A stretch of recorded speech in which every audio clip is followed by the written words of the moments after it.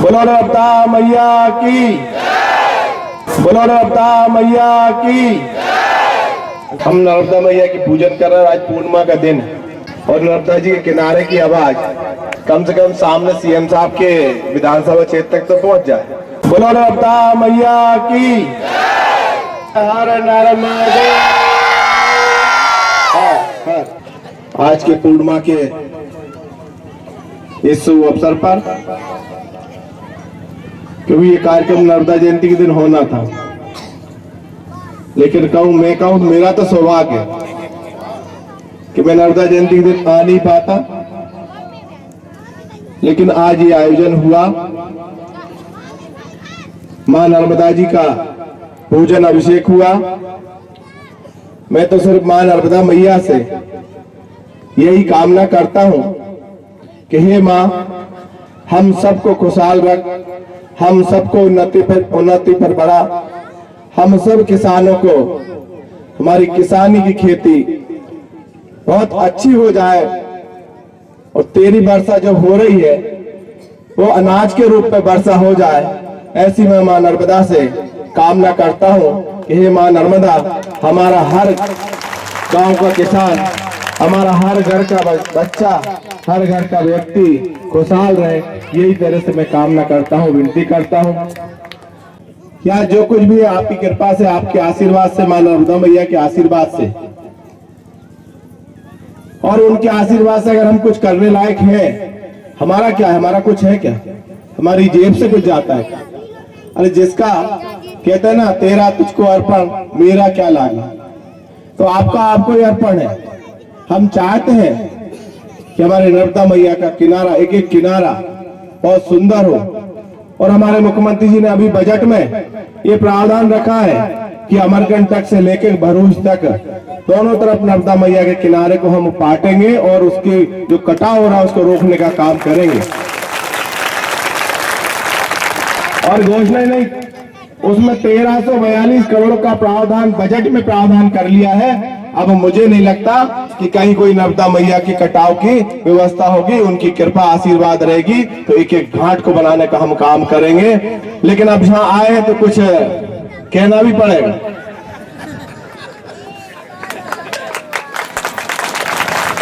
कि कम से कम हमारे धर्म प्रेमी जनता इस स्थान पर आती है, संगम स्थान है। बूढ़ी माता नर्मदा मैया जब पहले इधर से बहती थी, लेकिन अब उनकी कृपा है, वो जहां से चाहे वहां बह ले, और उनने अपना स्थान परिवर्तन कर दिया। लेकिन ये संगम स्थल है, यहाँ पर एक अच्छी कुटी बने, अच्छी एक धर्मशाला बने। तो मैं अपनी विधायक निधि से 5 लाख रुपए की राशि की घोषणा करता हूँ।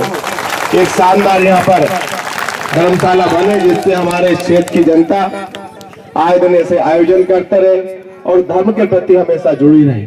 लेकिन मैं भी कुछ मांग लूं आपसे कि वो आज कोई चुनाव नहीं, आज कोई बात नहीं, सिर्फ मांग भी इसलिए रहा हूं, मेरे लिए नहीं, भारतीय जनता पार्टी के लिए नहीं, हम उन गरीबों के कल्याण के लिए हमारे प्रदेश के मुख्यमंत्री माननीय शिवराज जी काम कर रहे हैं। मुझे अच्छी तरह ध्यान है, अभी 3 दिन पहले मैं मालनी चूना भाड़पुर गया था। वहां के किसानों के 2 एकड़ 3 एकड़ जमीन और इंद्र देवता नाराज हो गए, बर्फ ओले गिर गए और उनकी फसल चौपट हो गई। देखकर इतनी पीड़ा हुई, इतनी दुख हुआ। उनके आंखों में जब आंसू आ रहे थे तो उनके साथ साथ मेरे आंखों में से भी आंसू टपक रहे थे।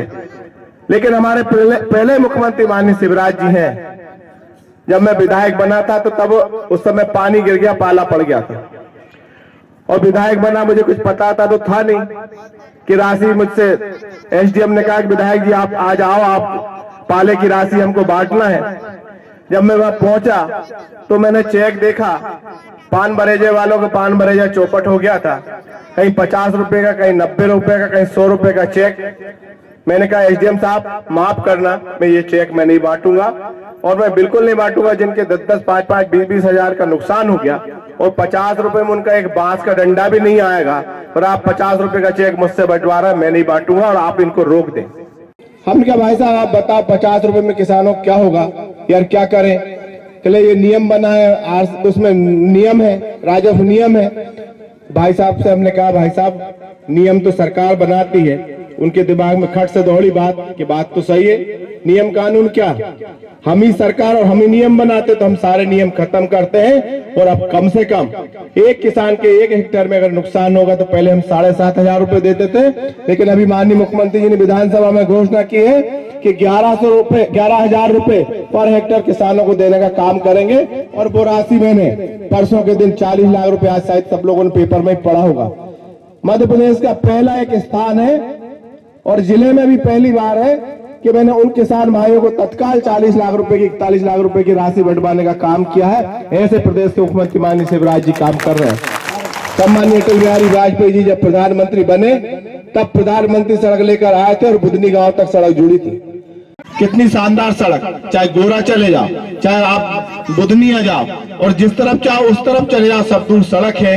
ऐसी भूल ना हो कि माननीय मुख्यमंत्री जी तीसरी बार मुख्यमंत्री नहीं बने।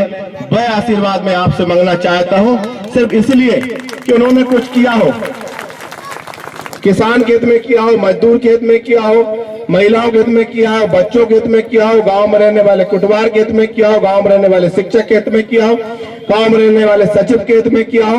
एक एक बच्चे का, आज छोटे से लेके बड़े आदमी तक, राजा भैया भी नहीं कह सकते और मैं भी नहीं कह सकता, बबली भैया भी नहीं कह सकते, ठाकुर साहब भी नहीं कह सकते कि सरकार ने हमको कुछ नहीं दिया। माननीय मुख्यमंत्री जी ने किसानों को 100 रुपए बोनस देकर एक एक व्यक्ति को लाभ पहुंचाने का काम किया। कोई भी व्यक्ति ऐसा एक भी अछूता नहीं होगा जिसको प्रदेश के मुख्यमंत्री माननीय शिवराज जी की योजनाओं का लाभ नहीं मिला होगा। इसीलिए मैं आपसे मांगता हूं कि आप 2013 में नर्मदा मैया के आशीर्वाद से और आपके दोनों के आशीर्वाद से पुनः मुख्यमंत्री माननीय शिवराज जी बने, यह आशीर्वाद आप जरूर मुझे देना, ये आपसे निवेदन करता हूं और बाकी और कोई निवेदन नहीं करता हूं। क्योंकि जहां धर्म होगा वहाँ देश होगा, जहाँ धर्म होगा वहाँ इंसान होगा और जहाँ धर्म नहीं होगा तो वहाँ संसार नहीं होगा। इसलिए धर्म पहले, बाकी बाद में सब कुछ है।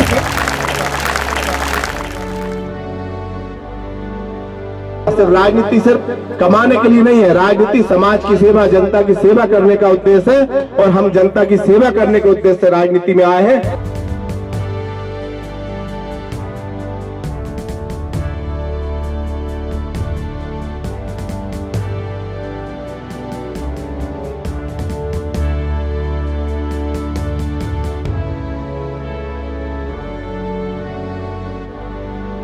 तो गुरुदेव ने कहा कि ये 16 जवाहरात उन राजा महाराजाओं को दे दो, मुझे तो सिर्फ आशीर्वाद ऐसा दे दो कि मैं समाज का कल्याण कर सकूं, समाज के प्रति ठीक ढंग से चल सकूं। ऐसे हमारे संत रविदास जी की जयंती है और आज हमारे पूरे मध्य प्रदेश और पूरे देश में भारतीय जनता पार्टी उनकी जयंती मनाने का काम कर रही है। हमारे डल्लू भैया भी यहाँ पर है और मंडल अध्यक्ष जी आज यहाँ पर रविदास जयंती के उपलक्ष्य में भी माननीय संत रविदास जी को मैं प्रणाम करता हूं, नमन करता हूं और आप सबसे यही प्रार्थना करता हूं कि ऐसे अनेकों संत जिन्होंने समाज के कल्याण के लिए, अपने संत रामजी बाबा का मेला आज चल रहा है, आज भी उनकी पुण्यतिथि है।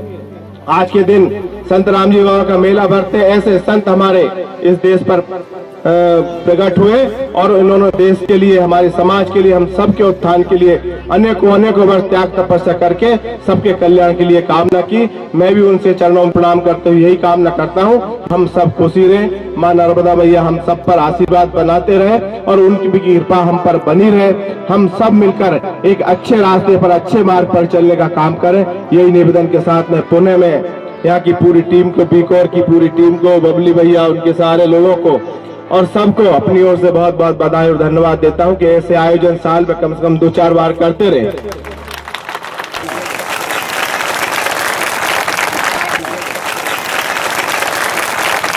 और बोलो नर्मदा मैया की हर नारायण।